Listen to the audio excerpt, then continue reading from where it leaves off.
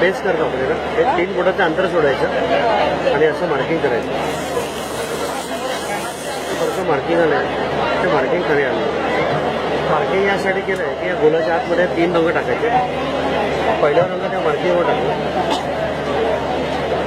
दुसरा रंग टाकताना आधीच्या रंगांमध्ये थोडंसं त्याला मिक्स करून टाकलं. तिसरा रंग हा मध्ये पूर्ण भरून टाकला. हा झाला बेस.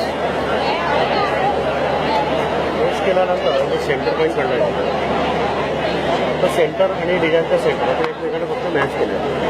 आता जाळीवरती पांढरा पिवळा आणि पोपटी हे रंग फिक्स आहे. डिझाईन कोणताही असलं तरी लाईट कलर असल्यामुळे हे बेसला वापरायचे नाही. सुरुवातीला हिरवा रंग मी बाहेर फिरवला. त्याच्याखाली पिवळा रंग आधीच्या रंगांमध्ये थोडंसं ओव्हरलॅप करून फिरवलं. तसंच पांढरा पण पिवळ्यामध्ये ओव्हरलॅप करून फिरवला. आता शेवटी पिवळा रंग पांढऱ्यात मिक्स करायचा आणि डिझाईन हळूहळू हे पूर्ण करायचं. ठीक आहे.